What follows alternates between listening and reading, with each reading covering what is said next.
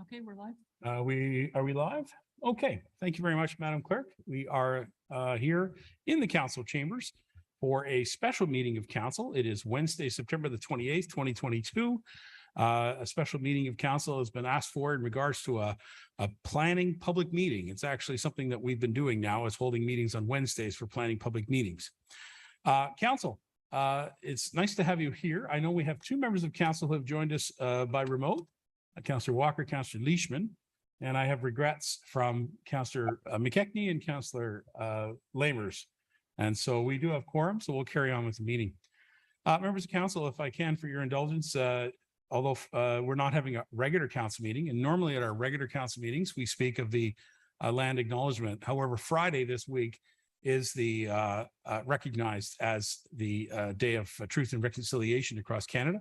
So I want to take the opportunity to speak at the beginning of our meeting with our land acknowledgement. So I'd like to begin our meeting by recognizing the First Nations, Métis, and Inuit peoples of Canada as traditional stewards and caretakers of the land. We acknowledge that Clearview Township is located within the boundaries of Treaty 18, the traditional lands of the Anishinaabe, the Haudenosaunee, the Tianatati, the Wendat, and is home to many First Nations, Métis, and Inuit people as part of an intricate nationhood that reaches across Turtle Island. At this time of truth and reconciliation, we welcome the opportunity to work together towards a new understanding and new relationships, and ask for the Creator to give us guidance in all that we do. As always, it's my honor to speak the land acknowledgement as the mayor of this beautiful community. All right, council, I would like to begin with the approval of the agenda. So item number 1, recommendation, be it resolved that council of the township of Clearview hereby approve the agenda dated September 28, 2022. Can I have a mover and seconder? Deputy Mayor and Councillor Broderick, thank you. And is there any questions about the agenda? Seeing none, I'll call the motion. All those in favor? And that carries unanimous. Thank you. Disclosure pecuniary interest and general nature thereof. Is there any member with any disclosures? Looking to the screen, seeing nothing. If anything comes up, of course, during the meeting, please bring it forward. We'll deal with it at that time. All right, council, we're going to go to item number 3, which is our public meeting. Deputy Mayor Burton, and for many years now, the Deputy Mayor has chaired the public meeting portions of our planning department. And Mr. Burton has the opportunity to do this one more time. So I'm happy to have the Deputy Mayor join us, and I'm going to pass the chair for the public meetings over to the Deputy Mayor. Barry. Thank you, Your Worship. Madam Clerk, so I'm just confirming this is our last public meeting for this council. Is that correct? For planning, yes. Yes. For planning, yes, it is. So this will be my last chance to chair a meeting here. As you know, I'm all retiring. So we're going to start our public meetings. And the first application today is to do with telecom. So we will now initiate the public meeting portion of tonight's agenda. As part of the township's telecommunication protocol, we invite you to comment on the application being presented tonight and to engage in the process with us. As part of the protocol, you can fill out and complete a public delegation form, which are over on the counter there. Please feel free to get one and write your comments. Please submit the form to the recording secretary, which is our clerk at this time. And please be advised that your comment or request to be notified will form part of the public record. Your communication and any personal information therein will be made available to the public unless you expressly request its removal. There is a limited commenting period. Be advised that the township is purely a commenting agency to the federal authority responsible for approval of these applications, and you are welcome to comment directly to the federal authority. The following public meeting will involve a brief presentation by our planning staff, an opportunity for the applicant or their agent to present their application, a period for public comments or questions, an opportunity for council to ask questions. So we can now proceed with the first. Coming up with respect to this file number, and the planning staff will now start with a brief presentation concerning the application, and I believe that is Rosalind. Is that correct? You got the floor. You have the floor. Okay, thank you, Deputy Mayor. And if you just give me a second, I'm going to share my screen. And hopefully everyone can see that. So tonight we're here for a public meeting on a telecommunication tower, and it is file 2022-067, and it's for lands known as 2735 Concession 10 North. The proposal is from Fontour International and Signum Wireless Towers, Inc., and they are proposing a 45-meter lattice tower tripole. The tower will be a multi-carrier telecommunication tower, and the tower is proposed to be located 320 meters south of the Poplar Side Road, and that is, of course, the town line between the township of Clearview and the town of Collingwood. On the subject lands, the tower is proposed to be located 8 meters from the north property line and approximately 66 meters from the west property line, which would also be the concession 10 road. And on the subject lands also, there will be an equipment shelter associated with the tower. And this will be located approximately 12 meters from the northern property line, and again, 70 meters from the west property line or the concession 10 North Nottawasaga Side Road. The tower is proposed on an active farm property and is approximately 230 meters from the single detached dwelling on the subject lands.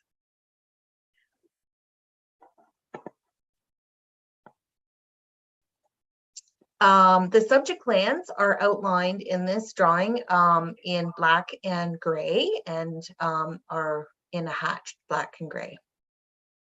This is the town of Collingwood to the north. The air photo, this is again showing the property, and it is the air photo of the property. It's outlined in red. This is showing a site plan snippet of the property. So this is only showing a portion of the farmland, but what is outlined in yellow is the proposed location of the infrastructure for the tower and the tower box area as well. So this would be concession 10 here, and this is the driveway into the farmhouse. This drawing here is the composite layout of this boxed area, and this is what would contain the tower and the equipment shelter. These are photo renderings taken from the concession 10 side road. And this is, of course, the before picture is looking south, and the after picture is looking south as well. And the tower is shown in the background there.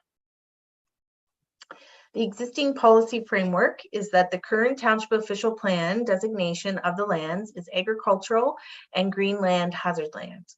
The current zoning bylaw categories on the property are agricultural exception AG-8 and hazard land overlay FP. This just depicts the official plan designation. So the white is the agricultural designation, and the greenland hazard land is depicted in blue, and it's showing a creek. This is the zoning on the property. As I said, the property is zoned AG-8, and then the light blue area is the hazard land overlay FP. Notice in circulation, notice of the public meeting for telecommunication towers has been given in accordance with the Township of Clearview telecommunication protocol, and that was done on September 1st of 2022. It was done by mailing out notices and a brochure on the project to all properties within 500 meters, as well as publishing the notice in the newspaper of the Creemore Echo and the Sun. In addition, the supporting information has also been made available to the public and has been circulated to the relevant commenting agencies.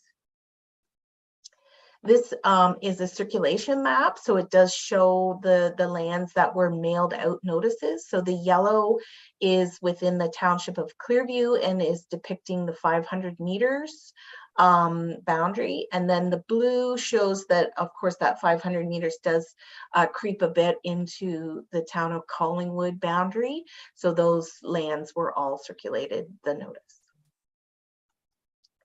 In this process, there's a number of ways that the public can get involved. The first is that they can contact Fontour International Co-Signum Wireless Towers Inc. and they will invite comments for this proposal up until 5 p.m. on October the 9th, 2022. And comments can also be made to township staff, Fontour International, and Industry Canada. And right now, I did want to just mention that township staff did receive a email containing comments from the public from an owner that cannot actually attend the meeting tonight. But he did have a few things that I'm going to summarize. I did actually send the letter through to council, and it will form part of the township submission when it does go back out to Industry Canada. The main concerns of this property owner were that the project will be visually intrusive, and that this is a natural setting in this area, and that is the key attribute to the surrounding area. The project is has highly visible thoroughfares in and out of Collingwood, and he felt that the 15-story telecommunication tower will be very out of place in this setting and in terms of the appearance and scale. He feels there's a detrimental visual impact of this project, and it's not limited to just the limited or immediate vicinity, but that all views will be impacted for miles around, and that this tower will be located at the bottom of a series of inclines, and that homeowners all around the ridge enjoy this picturesque view and the downslopes and out across to Georgian Bay. And he feels that this tower will be right in the middle of that view. He does also mention that many of those who are going to be impacted by the view of this tower being in their view were outside of the 500-meter mailing circulation, and he has concerns about that. He feels that the proposed tower is in an area of frequent helicopter traffic and is also close to the regional airport.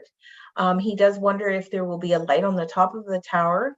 And if there is a light, then this will make the tower an even bigger eyesore and a nuisance. Then it will also become a nuisance during the day and the night.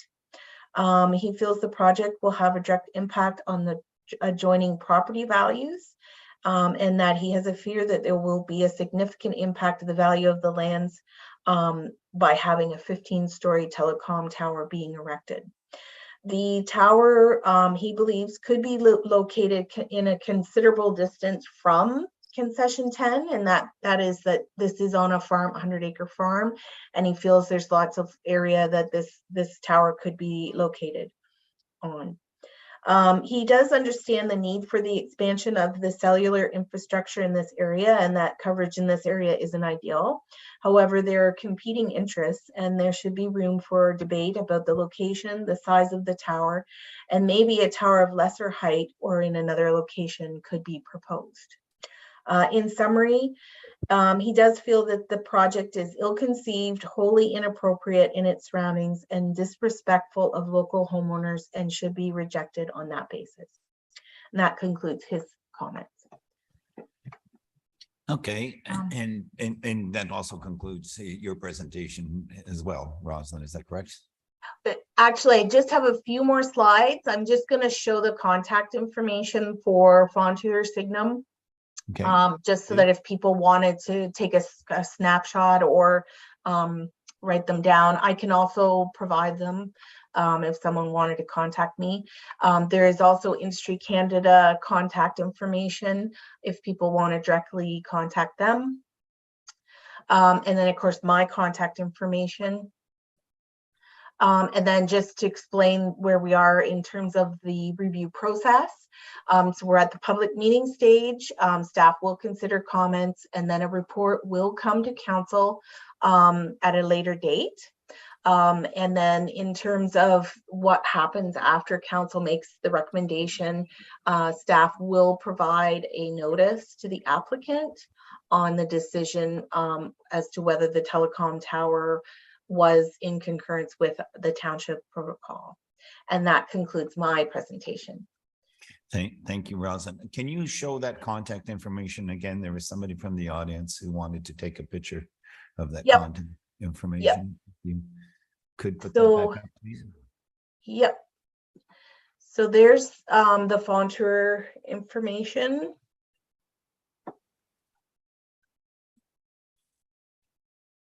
Yeah. And the Industry Canada contact information. And then there's Industry Canada. That's Yeah, and they are welcome to email me or give me a call. I'm happy to provide that to them as well at any time. Thank you, Rosalind. Is there the applicant present, or is the applicants have anything they wish to provide? A brief presentation regarding the application? Are they I do believe in-house? there is a presentation by the applicant, yes, and they Okay. are online here, yeah. So, Madam Clerk, I think you are controlling that.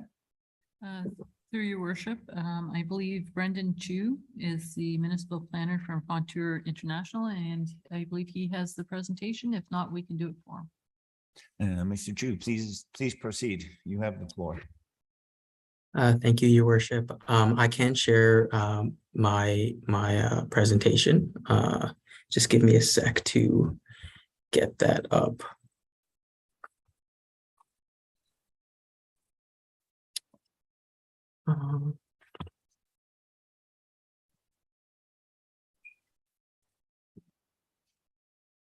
Actually, my apologies, Madam Clerk. Would you be able to share the presentation on my behalf? I'm working off of one screen and I want to be able to keep Zoom up as well as the presentation.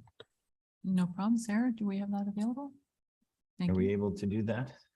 And Sarah will be sharing her screen. I think I see her nodding her head, so that's.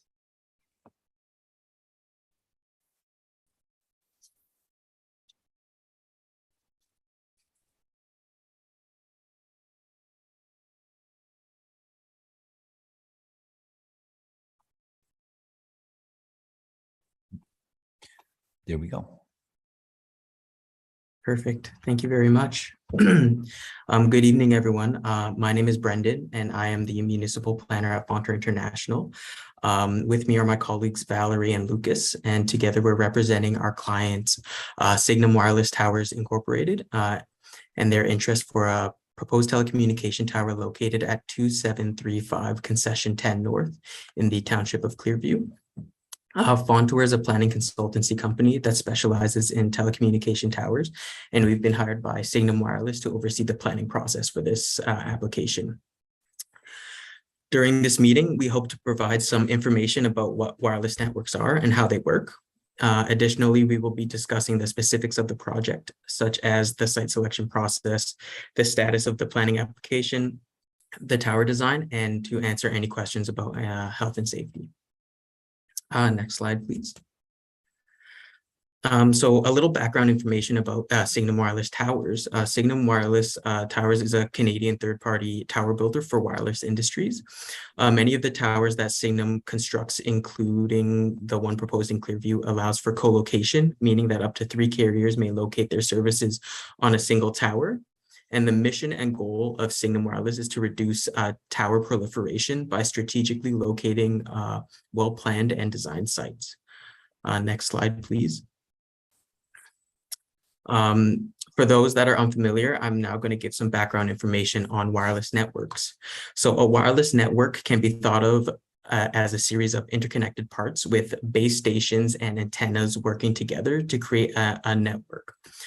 These base stations and antennas, when adequately placed, provide continuous wireless service over an area. Next slide, please. In a network, each base station and antenna serve a fixed number of calls and data requests. So as more people make phone calls and go on their phone to use data, the cell shrinks to support the users closest to the base station, leaving those further away with drop calls and poor data speeds. So in order to solve this problem, these gaps need to be filled by constructing new telecommunication towers. Some purposes of telecom towers include providing EMS, fire and police services reception, voice and data, internet service, internet streaming, and uses for businesses, which is important with an increased number of people working from home. To provide all these services, each carrier must have their own antenna equipment and their own network. And the township also has the ability to place its emergency services antenna on this tower. Next slide, please. The proposed tower I'm here to speak to you tonight about is located at, again, 2735 Concession 10 North in the township of Clearview. This slide breaks down the planning process and where we are in that process. Rosalind went over this in her presentation, but I'll go over it quickly again. So the pre-consultation and the formal application has been submitted to the township. And after the public meeting tonight, the next step after answering any questions, comments, and concerns would be to submit a public consultation summary report, summarizing all of the comments and questions and providing it to the township. It is then the township's decision whether they provide a letter of concurrence for us as applicants to go through this process. And the final approval authority is Innovation, Science, and Economic Development Canada, also known as ISED. Next slide, please. So the proposed telecommunication tower is to address the lack of infrastructure in this area. The closest towers to our proposed location are shown above. Unfortunately, I did notice an error in this slide after I submitted it to the township. So I just want to highlight that the two distances on the left are incorrect. It was accidentally in feet instead of meters. Starting at the furthest tower to the west, the bell tower is approximately 3.2 kilometers west, and that tower is 14 meters in height. And then the second furthest one west, again, that is also an error where it's a Rogers Tower, and it's actually approximately 2.08 kilometers west, and the height for that tower is 24 meters. And then the Rogers Tower to the east of our proposed location, this distance is correct, and it's approximately 2.4 kilometers east, and this tower is 40 meters in height. Next slide, please. So we are currently in the public consultation phase. The public consultation, again, just to recap what Rosalind included in her presentation, commenced on September 1st, 2022. The public consultation will conclude on October 9th. And the circulation of public mailouts and the newspaper ad were both handled by the township. Next slide, please. So this slide is just showing the photo simulation of the tower looking south on Concession 10 North. On the left is the before picture, and on the right is the after picture with the tower superimposed on the left side of the image. So in conclusion, wireless service or wireless infrastructure in Clearview is in need of upgrading to serve current and future needs. This one tower will be able to accommodate up to 3 carriers, hopefully preventing the need for more towers in and around this area of the township of Clearview. Next slide. Thank you all very much for your time tonight. I really appreciate it. And if there are any questions, comments, or concerns, we're happy to listen and answer. Thank you for your presentation. Stand by because we'll give the public an opportunity to speak. So does anyone in the audience wish to make a comment, ask a question, or address council with respect to this application? Questions may be directed to or responded to by the applicant, their agent, or staff, but should be addressed through the chair, that's me. Please remember to complete and submit your delegation form. Is there anybody wish to make any comments or ask any questions? Step forward, please. This is your opportunity to step forward.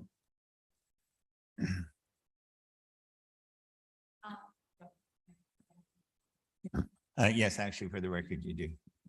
Sure. We live on Poplar Side Road in Collingwood. My question is, we're in Collingwood and the tower's in Clearview. We're sorely in need of good internet service. Are we able to access it? And that's your question, or? Yeah. So perhaps our applicant can respond to that? Absolutely. Through you, Mr. Chair. Absolutely. Wireless networks don't conform to the boundaries of townships. So if any wireless service providers were to go on this tower, it is depending how far away you are from this tower, it likely would improve the coverage.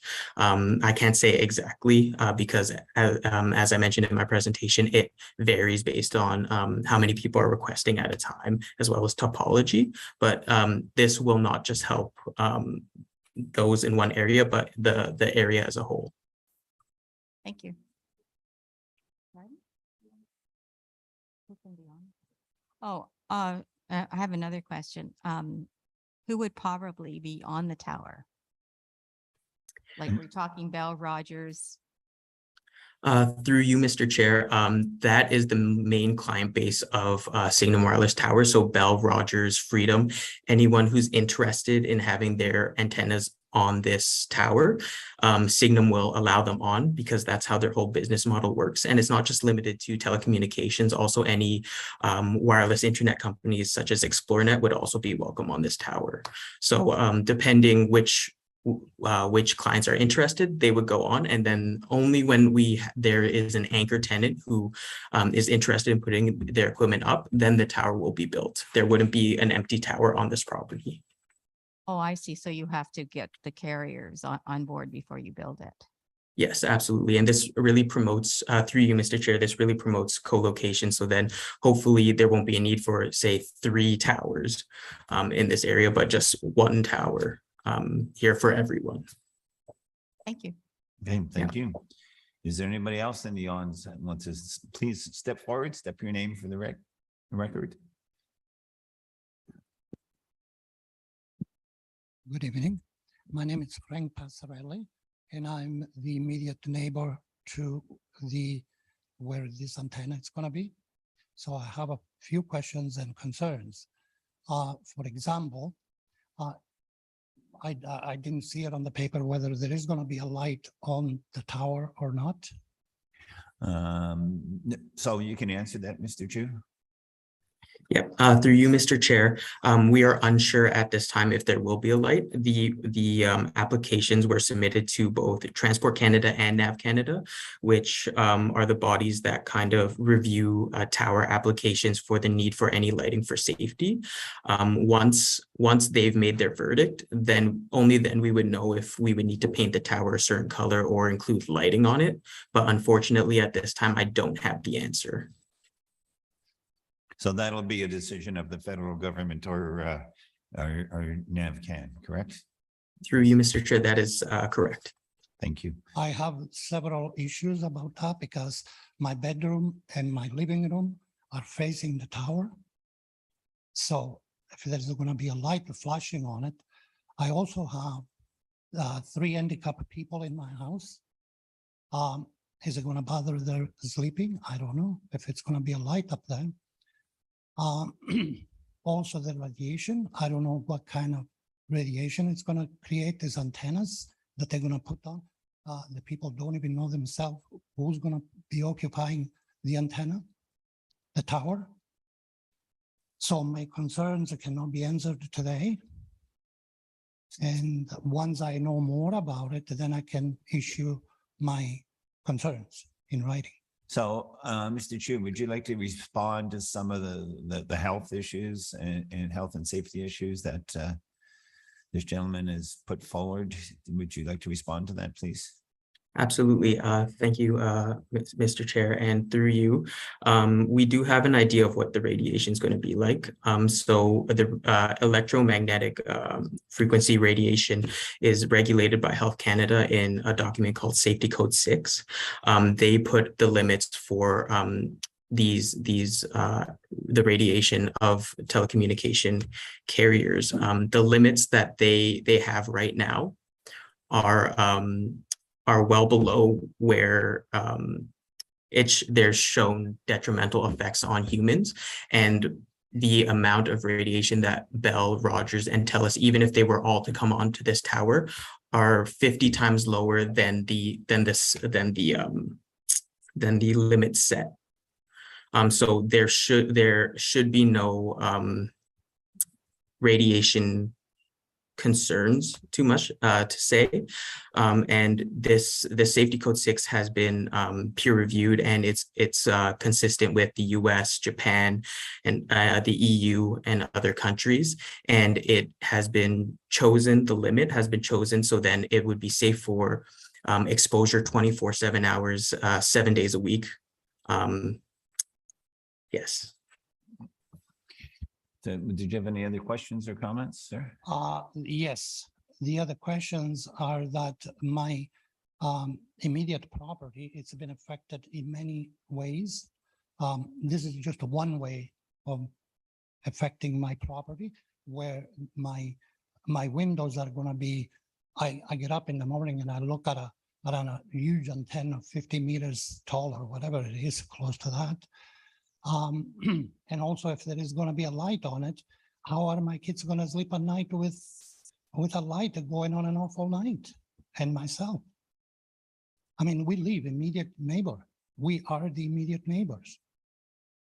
We certainly understand your concerns, and I'm sure that once the application goes in, Mr. Chu or his company would be able to respond to you about whether there's going to be a light on that tower or not. So they can't tell you yet, because it's all a decision that's made by the federal government that controls that. So okay, I just want to say that my area, it's been affected hugely with the decision of this township, with the illegal activities going on there, and I contacted the township about no answer. So I'm very concerned about my area, where we live and where I have my children. 3 handicapped children. So it's a concern, and the township is ignoring it. And we're taking it to the next step. Thank you. thank you. Is there anybody else in the audience wish to make a comment or ask questions? Please come forward. State your name for the record. My name is Richard Donatelli. I was just wondering, what's the benefit to the citizens of Clearview to have this? Rosalind, did you want to answer that question? Or maybe Rosalind and Mr. Chu together could make their comments. But did you want to comment on that, Rosalind? Well, I'm not really the expert on the telecom system, but maybe I'll let my colleague Brendan Chu take a stab at that one. Okay, Mr. Chu, please proceed. Absolutely. So the benefits of the tower for people in this area is that since Signum Wireless is a third-party tower, there is no conflict of interest for anyone interested on going on this tower. For example, if it was just a bell tower, of course, they're mandated to co-locate, with Rogers, with other carriers, but at the same time, they are competing for business. So in this way, a third-party tower is beneficial. So then instead of having to jump through hoops, Signum opens their arms to anyone to come onto their tower. Additionally, whatever wireless service is provided by whoever's interested to come on this tower, whether it's telecommunication, wireless internet, or even township emergency services, if they were interested in coming on this tower, those would all bring benefits to those not only living in this area, but passing by this area, making calls. Yeah. Thank you. Did you have another question, sir?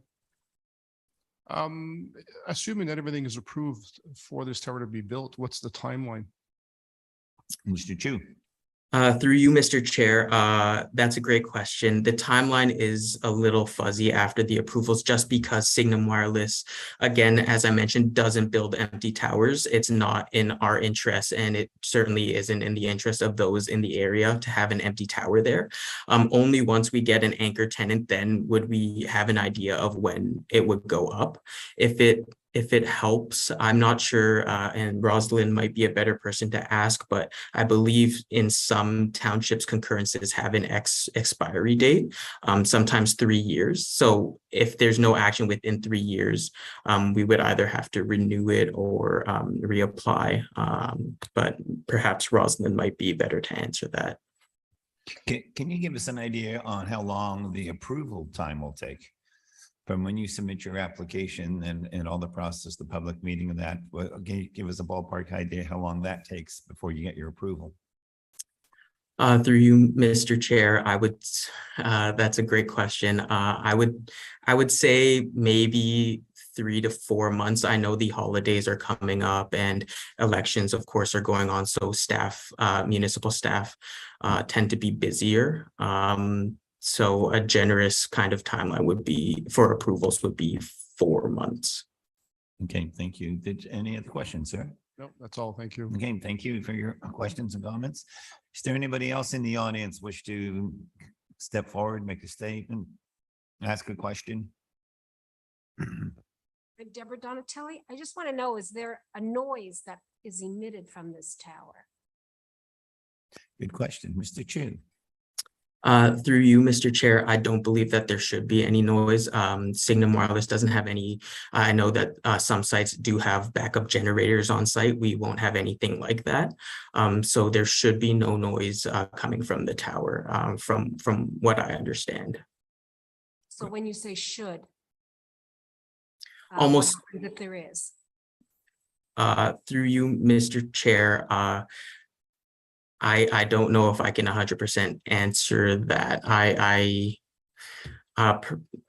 don't, sorry, I don't really know. Maybe my colleague Valerie might be able to answer that. Through you, Mr. Chair, aside from the tower, there is an equipment cabinet, which is about the size smaller than a refrigerator. So only if you were to maybe go very close to the equipment cabinet, you might hear some noise, but you won't hear anything outside of the property. Thank you. Anybody else from the audience, from the gallery, wish to ask a question, make a statement? Going once, going twice. Last call, come on forward. Well, the lady asked the perfect question, and that goes also for me. I didn't ask that question. If there is going to be any noise, I'm the immediate neighbor, so that's going to bother my place. Okay. If I may summarize, I think Mr. Chu and his associate indicated that other than not much noise louder than a refrigerator running in your house is just the noise of the equipment in the base building that's at the base. Is that right? Through you, Mr. Chair, that is correct. It's very similar to a hydro corridor near your home. There wouldn't be much noise. Okay. Yeah, but if I'll hear it from my house, that is going to be a problem. Of course. Thank you. Okay, anybody else have any further comments or questions? Let's start again, going once. Going twice.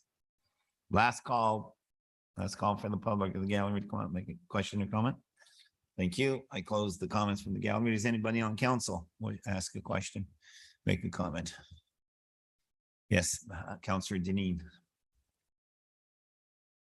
Through the chair to Brendan, please. How close is this tower to the neighbor to the north? You say it's 230 meters. We've got that from the single residence on the property, but how close is it to the neighboring house? To the north? Mr. Chu. Through you, Mr. Chair, I would only be able to offer an approximation right now. I believe approximately to the dwelling itself, it would be around 110 meters. Okay, so the next thing would be, we get a lot of wind out there on the 10th. Do you not think that this tower would whistle from the wind? Is there something or even the ice and snow blowing off this? you feel that that's far enough from the neighboring residents that it would be safe and it wouldn't make whistling noise in the wind? Have you had any experience with that with your previous towers? Mr. Chu.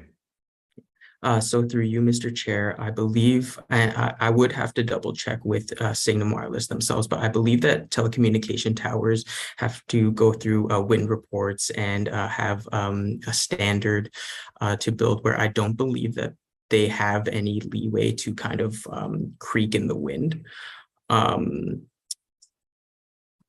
Sorry, and I know that there is a second part to the question, if that could be repeated. I asked about safety for the neighboring properties from the snow and ice blowing off the, do you feel that that's far enough from the neighboring property for that to be a safe place for a tower? I happen to know that the property towards the back behind the graveyard would be a higher elevation for something like this. Mr. Chu. Through you, Mr. Chair, for the ice comment, I would not be able to comment on that. That's a great question. I could go back to Signum Wireless and ask if they have any experience with that themselves. I just recall some more information about the noise. For these types of towers, there usually isn't any noise, and the only time I've experienced noise with towers is if a flagpole is put up, a flagpole tower. Those flags tend to have to be bigger to match the pole and tend to make a lot of noise in the wind. But fortunately, this one is not a flagpole. Okay, thank you. Okay, any other? Councillor Patterson? Thank you. I always am frustrated, along with the public, with the amount of with the process we go through on this. Would someone on staff, for the benefit of those people here, were for the placement of this tower, could they run through the chain of authority on this? It would be very helpful to know just how these things get approved, what involvement the township has in the process, and what final authority rests with the federal authorities. Would someone from staff? Yeah, so it's Roslyn here, and so the township really has, council doesn't approve the tower per se. That is done through Industry Canada, and what Industry Canada has set out is that under their procedures, one of the things that the carriers have to do is come to the municipalities, and in some cases, townships have protocols set up. In our case, we have a protocol where we require public meeting. We require certain, 500-meter circulation to all the neighbors within 500 meters. We require a notice in the newspapers, and we require certain things to be submitted. So typically the photo simulation, we do sometimes like to see I forget what you call it, but it's like, it tells you what this tower will do if it's approved in terms of service. So sometimes they provide like a hot and cold type of mapping, where a before and after shot is shown, where it would show the improvement to service by a color code when that tower is in place. And we often require like a survey to show exactly where the tower is going to go. After the public meeting, typically we do require the comments that have been stated tonight to be addressed by the applicants. And what will happen is staff will then prepare a report back to council.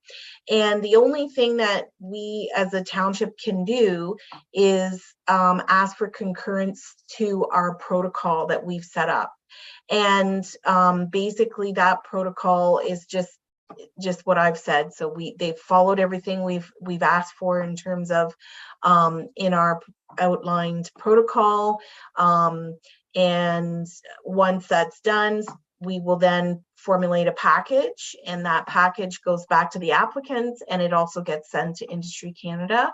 And beyond that stage, I'm not really certain what happens when Industry Canada gets the package, because we're not really involved after that stage. And I will note that we do require that after 3 years, the applicant, if they haven't built the tower, we do require them to reapply and let us, go through that protocol again. I think it's only fair to the public because people move and things change. And I think, in this case, sometimes, and I mean, I've processed a lot of these applications, and I have to say a lot of them have not been built.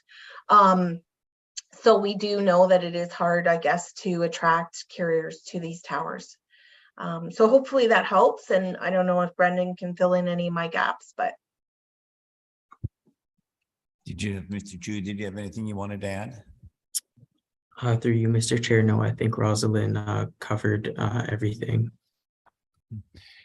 Councillor Patterson, any other comments or questions? No, okay. Anybody else on council? Yes, your worship. Thank you very much. I'll defer to members of who are joining us by remote if they wanted to go first. I didn't see a hand up. No problem. Then I'll go ahead. Thank you, Mr. Chair. I appreciate the presentation, and I have a couple of questions for the representatives from Signum. The one question is this: you're proposing to site a tower that is less than 500 meters from the border of the town of Collingwood, in an area that is urban growth around the town of Collingwood has been significantly increasing. And I'm wondering why the tower is being located in Clearview Township rather than where the urban growth users would be for said carriers that are looking for the service. Given the fact that Clearview Township is mostly a rural community, and we do have some urban centers, I wonder why Clearview Township doesn't see a tower get built closer to our urban centers that we have in our township. Mr. Chu? Please, Mr. Chu. Through you, Mr. Chair, from how I understand it, carriers just look to fill in holes. They don't necessarily look at the borders of municipalities when choosing sites or, choosing sites from third-party towers. Unfortunately, I don't think I would be able to answer that because Signum Wireless themselves aren't the wireless provider. What they do see is a hole in the infrastructure that they believe that they can fill and ensure that more towers aren't needed in this area. And I apologize if that doesn't answer the question correctly, but perhaps my colleague Valerie might have something to add. Go ahead. Did you have something to add? Hello. Valerie of something? Yes. Through you, Mr. Chair, sorry for the interruption. No, I don't have anything to add because we are not the RF engineers who decide where the capacity issues are. We can't speak on that issue, but it is something we are always more than happy to discuss with any municipality in terms of where coverage is needed, and Signum is always happy to work with municipalities. Your worship, did you have? Thank you very much. And I didn't expect you to give me a fulsome answer on this from your team, but I do appreciate that you understand that we are a rural community with some urban centers. And I'm aware that your firm has represented several tower projects that have been gone through this process and work with our staff. And all of these towers that you have brought to us are adjacent to the urban neighboring municipalities, not serving our urban centers in Clearview. And so that's just wanted to put that as a point. But I do look forward to working with you on projects that are happening in our urban centers as well. if I may, I have another question, and that is actually about the actual structure. Your application shows it to be it's a 40-meter tripod latticed tripod structure. Had you considered a monopole style structure, which is a little more palatable to the eye, and actually may speak to what Councillor Deneen was speaking about in regards to whistling noises?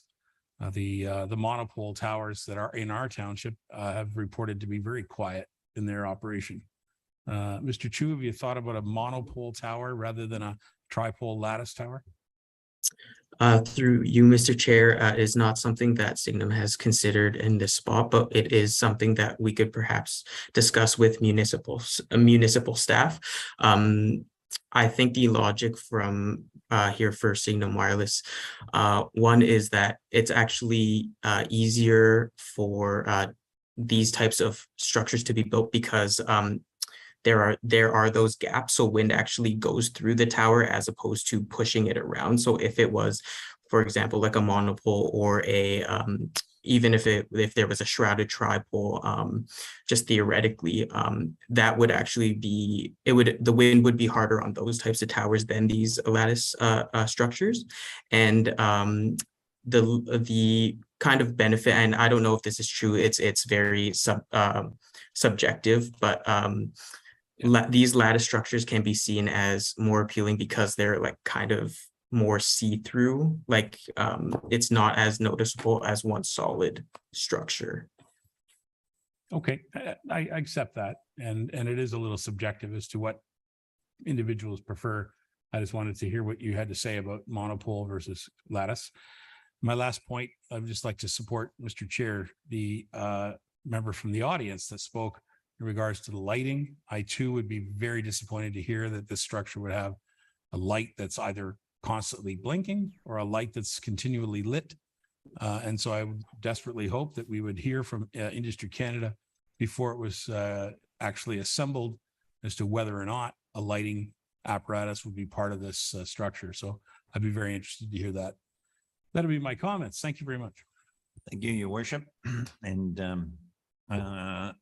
anybody else on council? I don't see any cards up there, so I think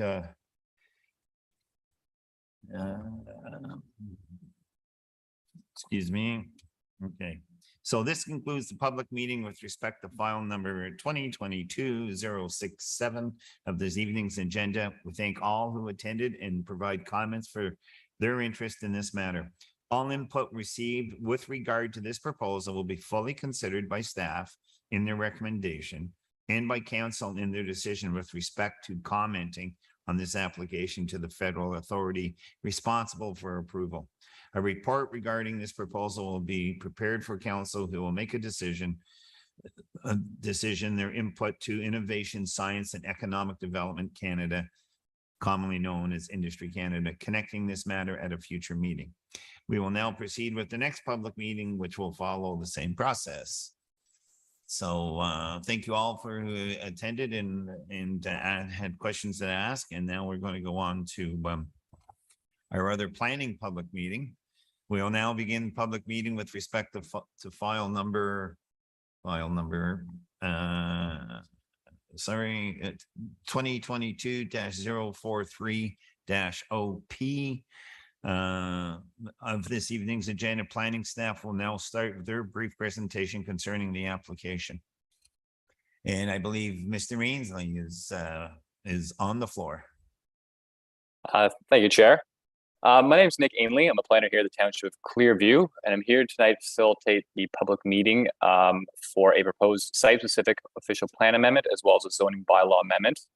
If you just bear with me, I will share my screen to pull the presentation material.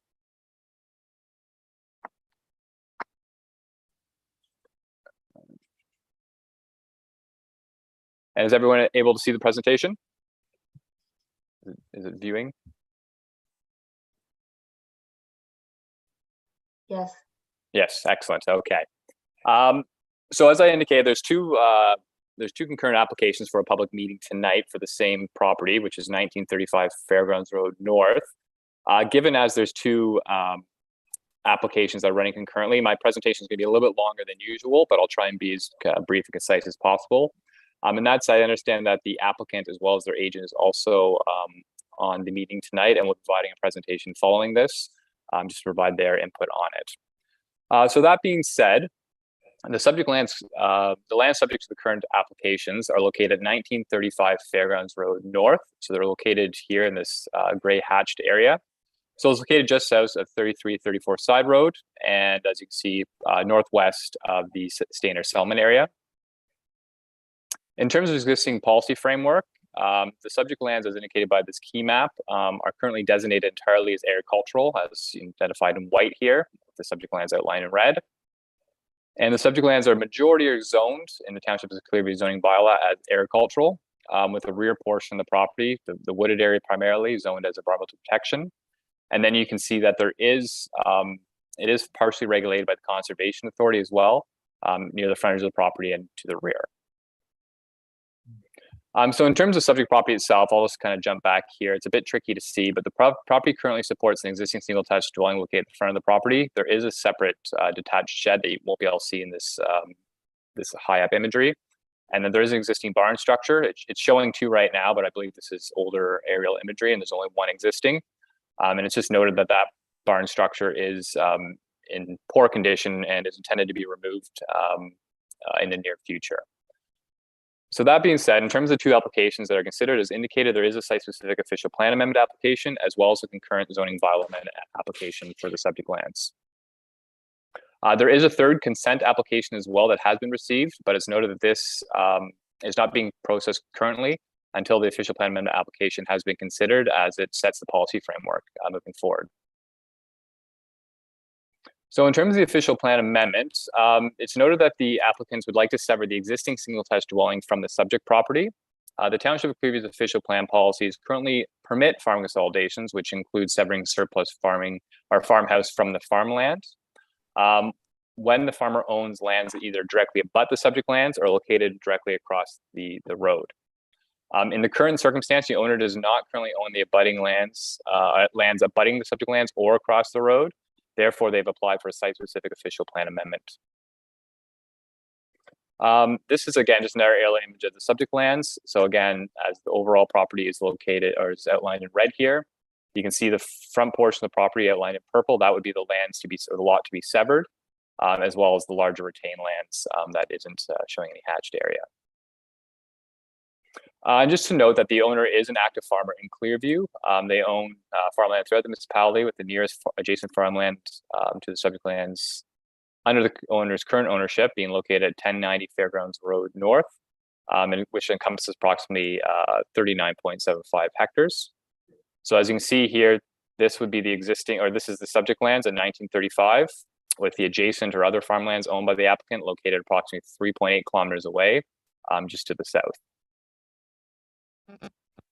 So in terms of the current official plan amendments, the current site-specific application proposes to change section 9.4.2 of agricultural consents for farm consolidations within the Township of Clearview's official plans.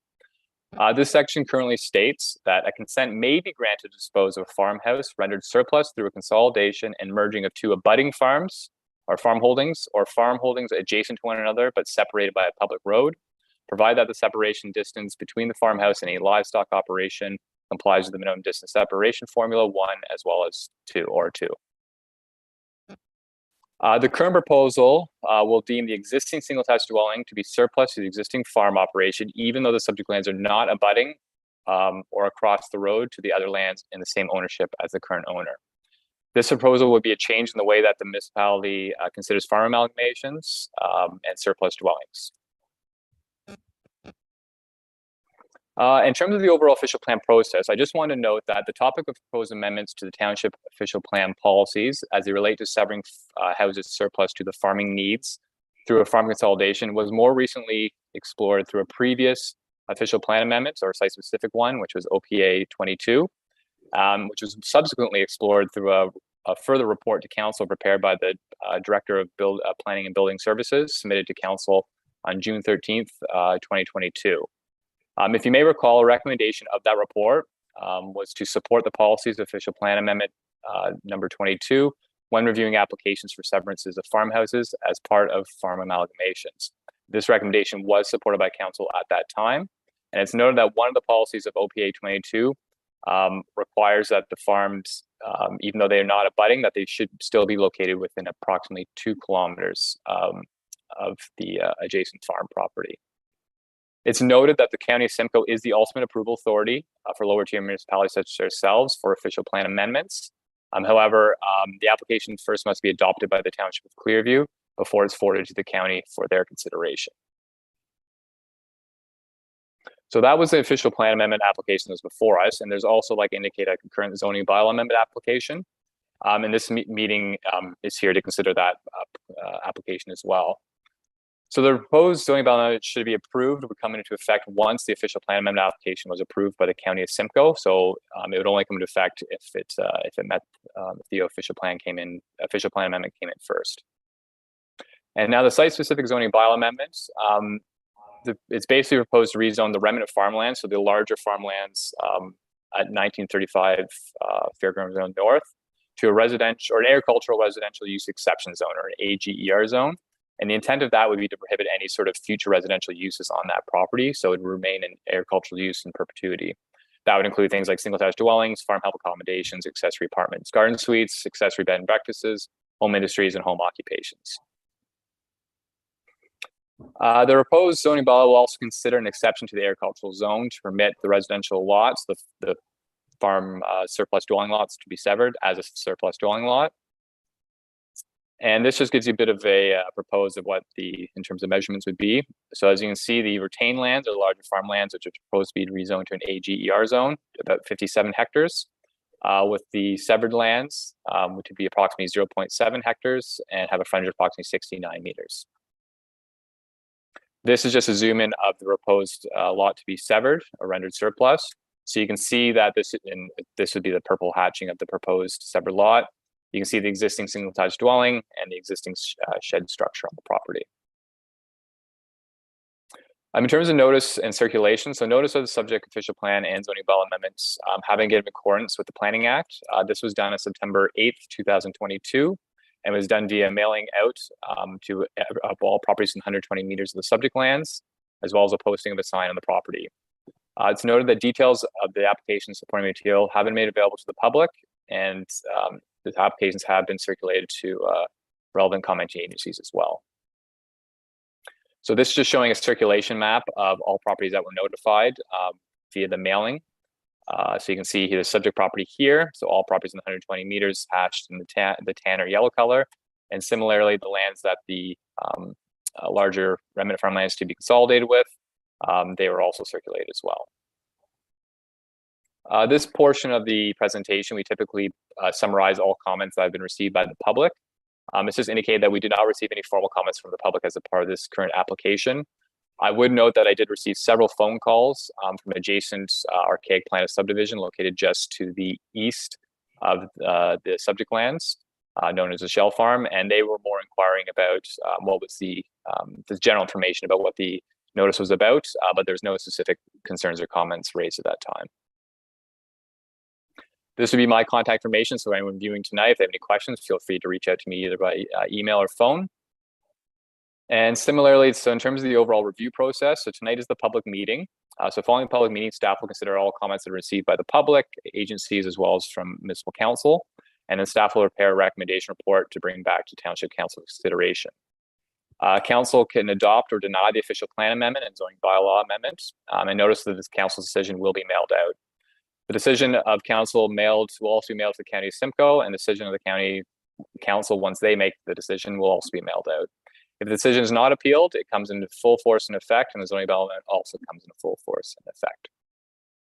So that's concludes my presentation for this evening. I will stop sharing, and I believe that the applicant is also available and may want to provide a presentation as well.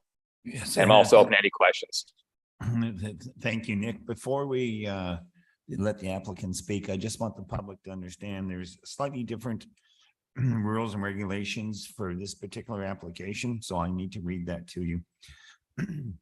We invite you to comment on the applications being presented tonight and to engage in the process with us. If you wish to be notified of the decision of the Corporation of the Township of Clearview on an application being discussed this evening, please complete a public delegation form, those green forms on the counter over there.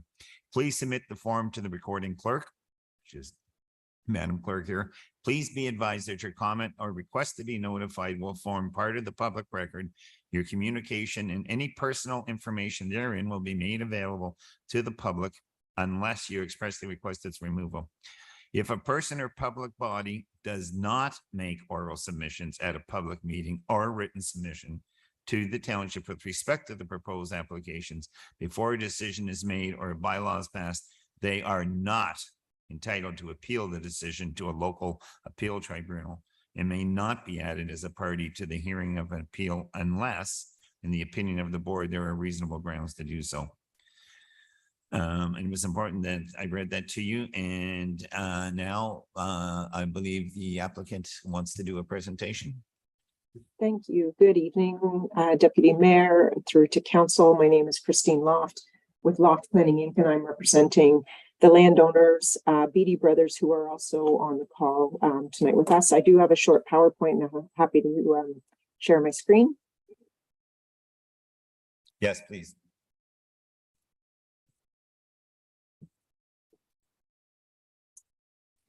Okay, so the property is 1935 Fairgrounds Road North in the Township of Clearview. The property has a lot area of 58 hectares with a lot frontage of 182 meters on Fairground Road North. It is located on the east side of Fairground Road, just south of Side Road 3334. The lands are described as agricultural with some woodland area. Lands occupied by active agricultural lands, single detached residences, accessory structure, and an agricultural building are on the property, and the surrounding lands are primarily agricultural. Here's just a couple of photos. So just identifying the existing barn structure, which is proposed to be taken down as part of this application or approval process. There is an existing residence as well as an additional accessory structure and the existing house and looking on Fairgrounds Road to the east. So the lands are designated as agricultural within the Township of Clearview official plan. The proposed amendment is to redesignate to a site-specific agricultural designation, specifically dealing with section 9.4.2, which is to permit a farm consolidation where the applicant does not own the adjacent land. So it would be a site-specific amendment that would be proposed.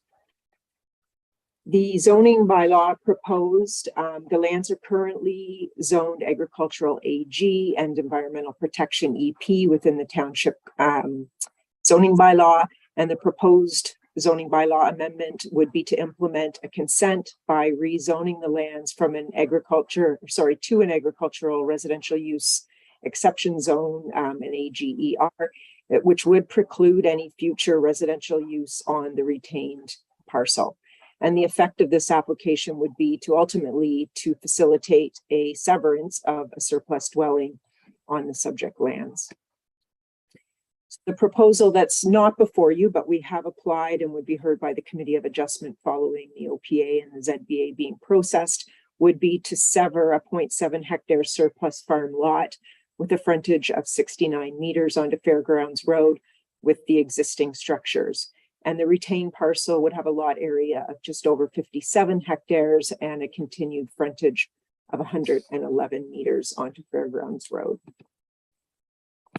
A planning justification report was provided as part of a complete submission, which does provide a full overview of the policy structure. Just a couple of the key policy structures that deal with consents in the agricultural designation and the permissions related to surplus lots include section 2341 subsection C of PPS, section 367 subsection C of the County of Simcoe OP, as well as section 9.4.2 of the Township of Clearview OP. As Nick has pointed out, there are some additional tests within the township that staff have reported on and that council have accepted. And so I have identified the additional tests on the screen. And I would just note that all of these tests are met, save and except the parcels being located within 2 kilometers of each other. And so on the right-hand side of the screen, on the top, red is the subject lands, and the orange parcel towards the bottom of the screen is the additional lands at 1090 Fairgrounds Road. So they are greater than 2 kilometers away, approximately 3.8 kilometers away. In terms of ultimately the justification, the subject lands they're 3.8 kilometers away. They are owned by BD Brothers Farms Limited. In terms of the upper policy, the county official plan as well as PPS does not prescribe a required distance per se.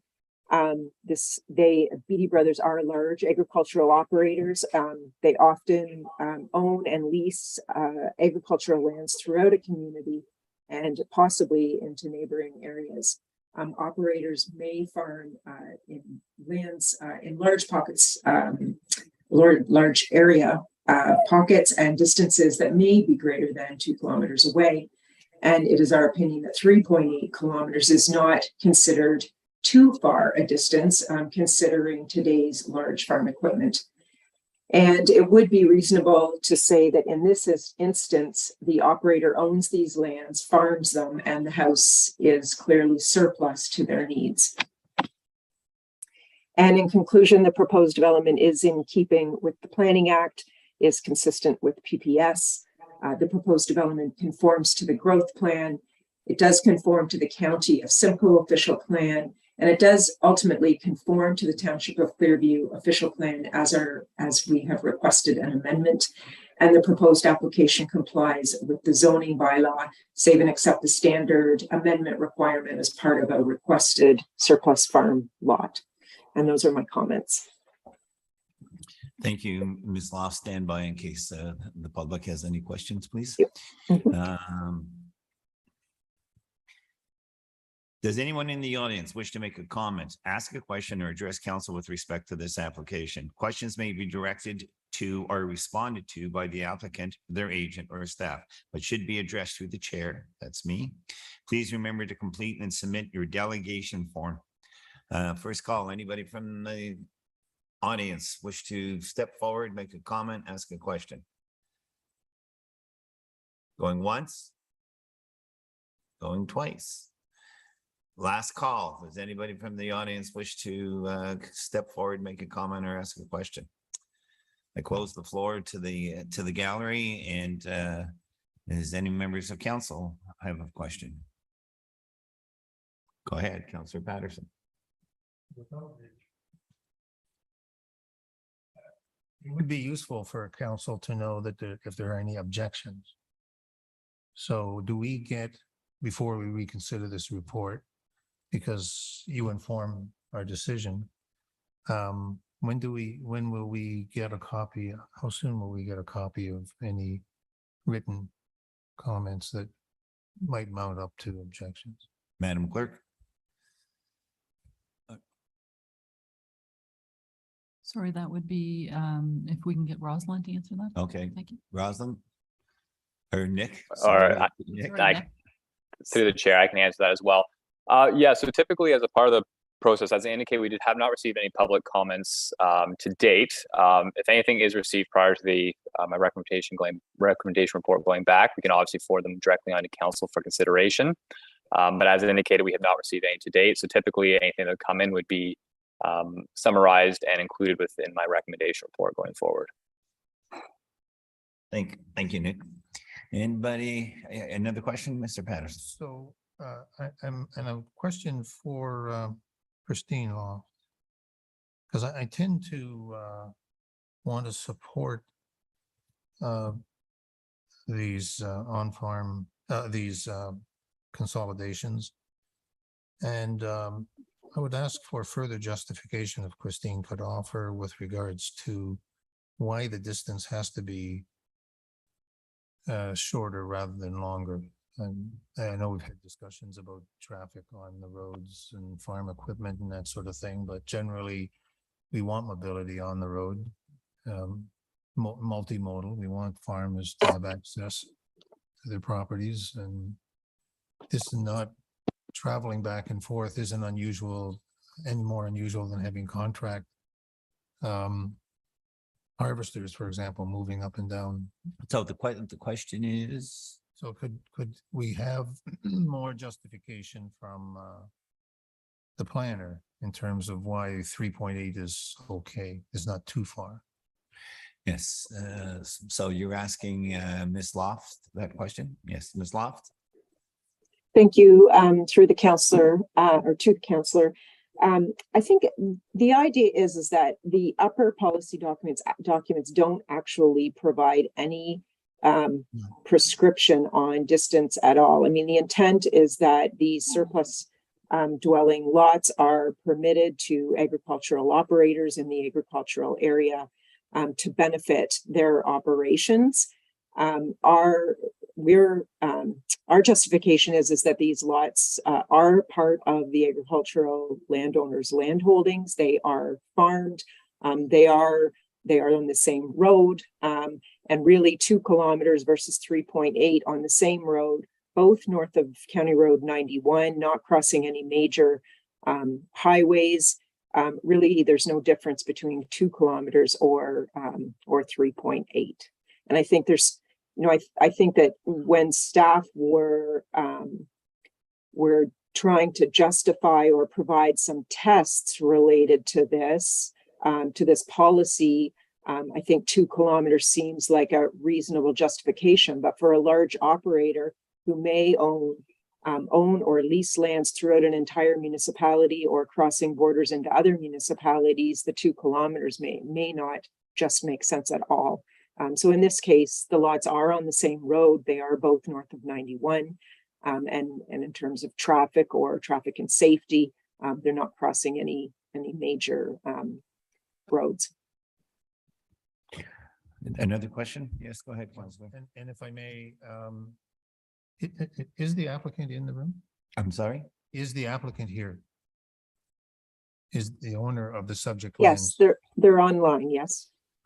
Okay, so would there be any on-farm diversification planned with this on the subject lands or traditional farm practices? I'm not sure what you mean by that. I mean, it's traditional farming, the way we've carried it on for generations. Right. So this would be normal cash crop. What? Yes, it wouldn't alter our use of the land at all No. with the severing of the surplus dwelling. All right. Okay, you're done? I'm done. Is there anybody else on council have any questions? I don't see anybody up our Zoom in members and your worship.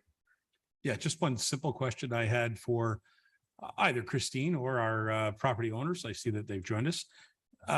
The retained frontage, which is, I believe, 111 meters. Forgive me, I don't know specifically, but I just better ask. Do you have a farm entrance off of Fairgrounds Road North to that property? Or do you need to add a farm access entrance into the lands? Because I believe currently you would be using the driveway, which takes you back to the barn behind. Is that correct? Mr. Beatty. But we have a separate entrance already. So we got a permit for it, I think, last year. Great. I wasn't aware because we have a 60-foot entrance that was all spec'd out and inspected. We have the permit for it. Excellent. Okay, that's what I was wondering, because eliminating the entrance to where the barn structures are, you still need to have access. So that's great to hear. Thank you. Okay, anybody else on council? No, I have no questions. So I think that's we'll bring this to an end. This concludes the public meeting with respect to file number 2022 043 OP. We thank all who attended the meeting. Comments for the interest in this matter. All input received with regard to this proposal will be fully considered by staff in their recommendation and by council in their decision with respect to this application. A report regarding this proposal will be prepared for council, who will make a decision concerning this matter at a future date. No decisions are being made tonight. We will now proceed back to our regular meeting, and I turn the chair back to his worship. All right. Well, thank you very much, Deputy Mayor, members of council. The Deputy Mayor did a good job there on his last crack at this role. So thank you, sir. We'll see you at our other regular meetings of council.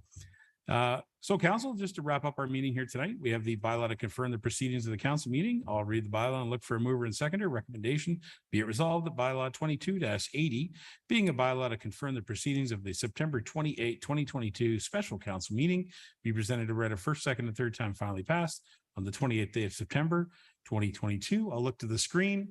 Mr. Walker, Ms. Leishman, thank you. Are there any questions on the bylaw? Seeing none, I'll call it. All those in favor? And the bylaw carries. And council, the last item is motion to adjourn. Prior to that, I just want to mention it's still Small Hall Festival Week, and there are events happening this weekend in Creemore as part of the Arts Festival in Creemore. And so that's going to be exciting, as well as the Back Roads Rally is happening. So that's really exciting. And there's pancake breakfast at the Nottawa Hall. And, you know, I will be there. The Nottawa guys asked me to help cook pancakes. Oh, boy, I'll be there. Yes, there's a call from the audience here. I'll just take that. Go ahead.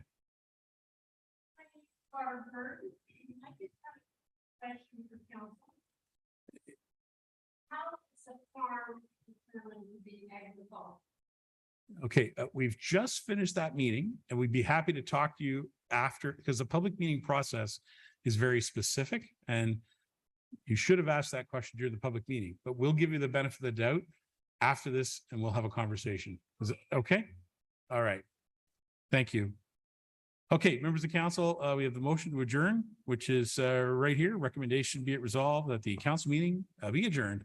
And it is, what is that up there? It says 7:57, folks. Moved by Councillor Deneen, seconded by Councillor Patterson. All those in favor? And that carries. We'll consider this motion adjourned, and I thank you very much, madam. I'll join you here in the audience in just a moment. Okay.